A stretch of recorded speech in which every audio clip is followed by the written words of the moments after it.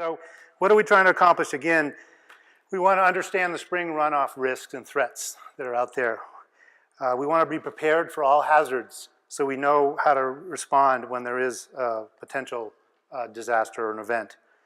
We want to learn about what the county's hazard mitigation projects are to reduce the spring runoff. So I want to be really clear, it's not about eliminate them altogether, it's to reduce them and mitigate them. And we want to provide an update on all the other different recovery activities we're engaged in. So with that, I'm going to hand it over to Mike Chard, who's the Director of Office of Emergency Management, and he will talk to you about what he's learned about our expectations for spring runoff and how to prepare for that. Need to make sure I get that under my glasses or I'll be in trouble. Good evening, ladies and gentlemen. My name is Mike Chard. I'm the Director of Emergency Management here for Boulder.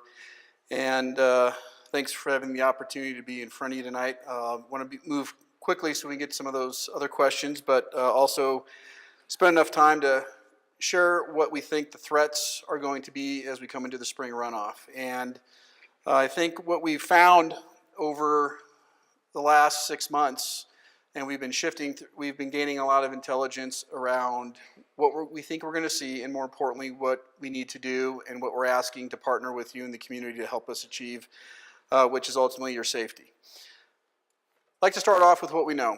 I think the good news is this will not be another 1,000-year event. So keep things in perspective. The planning assumptions that we have are that we are going to see localized issues throughout the drainages, and that'll be dependent upon how we can mitigate the hazards.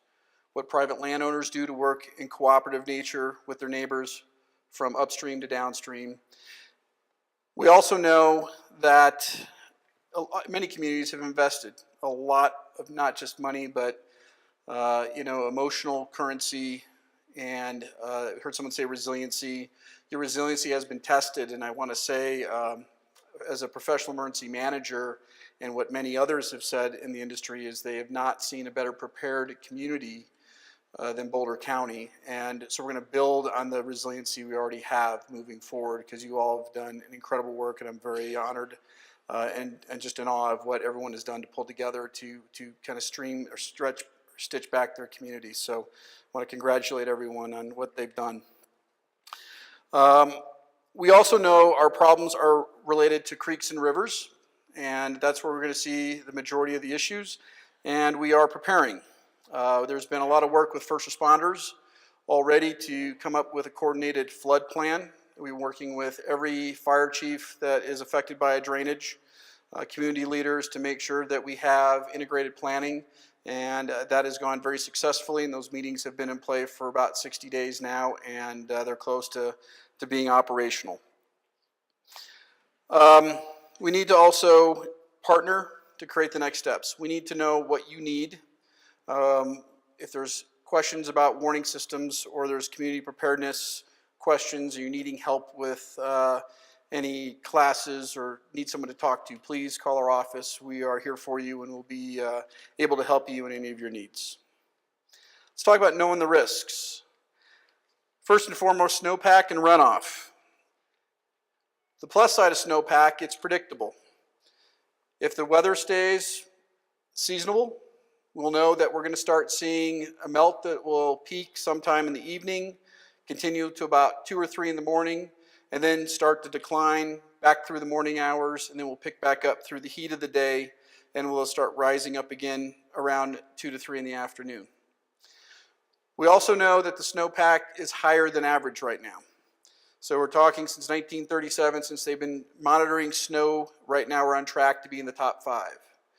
While that seems of high concern, if we keep in with normal temperature ranges, we should come through this all right, provided we can create a good conveyance of that water moving forward through the spring runoff, hence the urgency. So what that means is that if there's debris that's currently a hazardous nature designation, we need to get that out of the stream. If there's places where a lot of sand or gravel has deposited itself within the stream and taking away the carrying capability of that stream, we need to get that out. And if there's places where the bank has got breaches in it, we need to shore those up for temporary nature to make sure that the river does not come out of the conveyance. And if we can do all that by May 1st, we've got a good shot at coming through the spring runoff with some minor issues. I won't guarantee we won't have any issues, but at least we're not going to have compounding problems getting worse, creating a major problem. Flash flooding, for the type of problems that we have, comes in two forms. We're worried about potentially debris dams forming. We have hazardous debris that will be a threat. Get that out of the way. The strategy is we remove it, we mitigate the hazard, we reduce the likelihood of life-threatening debris dams forming. If debris dams do form, they will be manageable, and we'll be able to use people with our county roads department or local municipalities to remove that debris and clear out any obstructions. We're worried also potentially about thunderstorms, because after you get through spring runoff, which will start up sometime in that second season of May, could go for upwards to 4 weeks, we then get into also a thunderstorm problem. And we always have had those risks, so we're going to need to watch how our streams and rivers will respond. We had a good idea prior to this event from all the floodplain management information how to predict when things were going to happen, at what amount of water was going to create a problem from a public warning standpoint. All that has changed. The challenge that we have, not just with emergency management, but for the floodplain managers and for you in the communities, is we need to connect a very tight relationship with you to create a watch-out program within each and every drainage. So as you see things, we need to know it. We will build situational awareness around how these creeks and rivers are going to work. And from that, it will help us in being able to refine our warning systems of when to call you. I don't want you to think we don't have a good idea when to do that now. We're going off of what we have with our previous pre-flood warning levels for flash flood warnings from thunderstorms.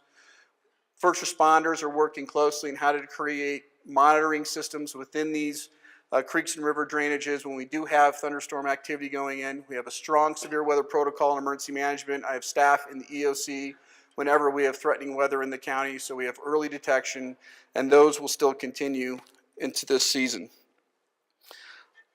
Another problem that we have is potential for landslides, and this is a lower problem than perhaps the debris flow or the flash flooding potential.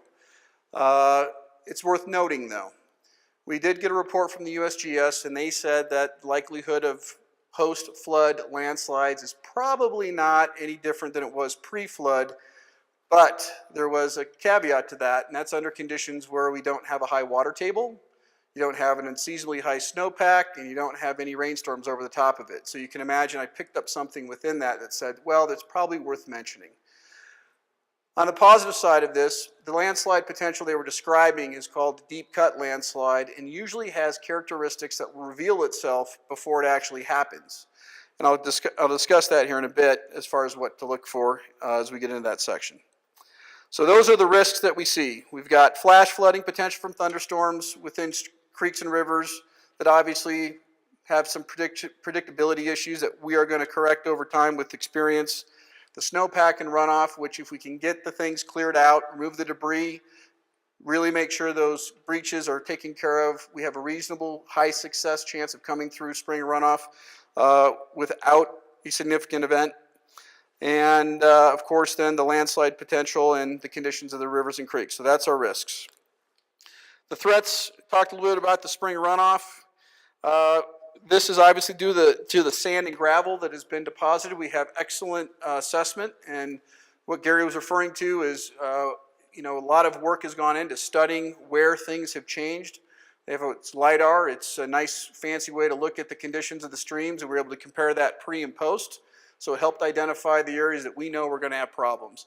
In a nutshell, what that means for us in the county is that wherever this water started to slow down is where deposits of dirt, sand, gravel, and woody debris all kind of were left. And that's going to probably continue as things get flared back up. So as you get around bridges, culverts, things of that nature, features that slow water down, deposits of sand and sediment will build up. We're going to remove that. It will happen again. There's expected that we're going to see more erosion occurring, more deposition of the sediment throughout the rivers and creeks. So our assessment does not end tonight. It's going to be ongoing throughout the entire season. And as things change or things become a problem, we need to go in and correct that. So it's going to be sort of this real-time piece that we need to continue with in maintaining the integrity of the rivers and the creeks. We talked about flash flooding a little bit with the debris and then thunderstorm activity. The concern we have is that if we have spring runoff and we get a thunderstorm, and this is no different than every year, but the one caveat is we don't quite exactly know how the streams in those creeks and rivers are going to respond. But if we get a big thunderstorm over the top of a high spring runoff, we could have some potential localized flooding problems. So once again, we'll be watching that, and we'll warn you when we see these things happen. The contributing factors that we see right now within the system, we have about 168 to 250% snowpack over normal, depending on the drainage that we're looking at. We're also going to see reservoirs. We talked with the state dam group, and they have all our reservoirs at high capacity right now in the county. So this means they're going to spill earlier, and they're going to go ahead and put a little additional water into the streams or creeks earlier than expected. And of course, the groundwater saturation, it is high. There's been evidence that at altitude at the CU Research Center, the well is 3 to 4 feet higher than normal. In the city of Boulder, they're seeing 3 million gallons of extra water in their stormwater sewer system. And for many of you residents in the county, you may see many springs that haven't been active in years or decades, all are out and active, and you're seeing groundwater swelling up in areas that perhaps never were before. Those are all signs that indicate that the ground will not hold as much. We will not get as much percolation into the ground, and we'll see a higher level of runoff, which will also add additional water into our creeks and rivers in the spring runoff. Next slide. You are important, and here's how you can help. Get yourself and your family prepared. There is a Red Cross workshops will be coming up soon. Free community flood preparedness workshops, which will help you with this if you have questions. We have some information for you on how to prepare. And the big things here, I'll talk about in closing, are what you can do to prepare your family, but having a plan early, knowing where you need to go, but most importantly, how do you get the information and the warning information? Does everyone here have weather radios? Okay, if you don't, please get one. If you have to keep it on, because after about 4 days of listening to everything going off, sometimes people turn them off because they don't sleep at night. But it's a great device for us to be able to communicate with you, especially in the canyons. We have a special protocol with the National Weather Service. If we have a problem with the debris dam that forms up, we need to warn you, and if there's any infrastructure problems with your phones going out, we can actually go back through the Weather Service to send a warning out over that weather radio and actually have them warn you about what to do or what the problem may be. So get a weather radio, please. Make sure you have flood insurance. It takes 30 days to activate the policy. Cannot stress enough how important this is. This helps protect you also with some levels of coverage. And observe your environment. We need you out there constantly talking to each other about things you see. More importantly, report what you see to your 911 center and let them know that you're seeing signs of a risk that's starting to manifest itself in the county. If you're going to take any action, please do not put yourself at risk to do so. Fast-moving water can be deadly. It doesn't take much to get caught up in that. If you're messing around with debris that can become unstable quickly, find yourself in a real sort of hairy situation quickly. So only do that if you absolutely have to. And work as a community to coordinate your efforts. Share information with your neighbors, maintain that community strength, and that is going to help you immensely. There's a way to fight back against this threat, and it is not something that isn't without hope. As individuals, though, it's easy to feel that it is, but it is not. Things to watch for as you're out and about related to flooding. The banks are going to be going through a series of erosion. They have during the flood, and when spring runoff gets going, until the channels start stabilizing and people are doing work and everything, that's going to create some erosion that could actually cause some stabilization issues of the bank. So keep an eye on that. Things will be constantly changing, especially for that first week or two when we get into the heavier runoff periods in the spring runoff phase. Sediment is going to be building up around culverts and bridges. Like I said, anything that slows it down is going to create a choke point, and it's going to deposit all that again. And what we took out 2 weeks earlier may be just back to the same level, and we need to know about that so we can go back in and pull that out and open up the pathway for the creek or the river. Hazardous debris. This stuff is going to collect in a lot of weird places. This is not unsightly debris. This is the debris that if it gets loose, it's going to come down, it's going to clog a bridge, clog a culvert, get hung up on snags, grab other woody debris, and then form a dam that's going to hold water back. All right? Now generally, when it's that type of debris, we're anticipating for what the experts are saying is that we'll build up to a point and then release. And it'll be, see a minor pulse of water, but nothing too worrisome. The big concern is around the private bridges or other bridges out there that hold debris up. This is where we can get a substantial buildup of debris behind it with enough hydraulic force that it could create a problem for a community. So it's important to start reporting that collection of debris quickly so officials can get out and assess the threat and try to take action to remove it. For landslides, as I talked about earlier, there are ways that you can identify this type of landslide risk, and these generally are going to occur in saturated ground water areas, which we currently have in the county, and that's going to be around, just so you know, probably through 2015. Generally after a flood event of our size, it takes 18 months for that to sort of reset itself. So we're going to have a risk for a while. You're going to see cracks in pavement or foundations, hopefully not that, tilting of trees or utility poles, broken water lines or other utilities in the area, and maybe there's more unseasonable rock fall. You all are, if you're living the canyons, you're used to knowing what's a normal amount, what's not. And these are signs that you could say, in this area in the canyon, we're starting to see some problems more than usual. Let us know about it so we can send out an engineer and have an evaluation done and assess whether or not we're seeing a risk there. And then you may also find abrupt changes in stream flow. Obviously, if we do have a rock slide, what that's going to do is potentially get into the actual river or creek, which would create a damming effect. And obviously, that would be a hard scenario to resolve immediately. And that's in those types of scenarios where we cannot remove the debris or the damming effect, we need to warn you and get you evacuated to a safe area. Some of the high hazard areas that we have here in the county: St. Vrain left hand, 4 Mile Creek, South Boulder Creek, City of Boulder, and City of Longmont. So pretty much no one really is escaping this. Everyone's in it. We have debris problems. We have creek river problems from north to south, east to west, not just in the mountains, out to the plains. There's a lot of need, and we think we have a good idea on the assessment of what it is that needs to be done in the next 30 days. So once again, family preparedness is important. Make a kit, and this can be something that just you need to have a couple of days to be able to get out and sustain yourself. We have staff that can help you with this, along with the Red Cross. Have a plan. It's important to think of your safety routes. Have that before you actually need them.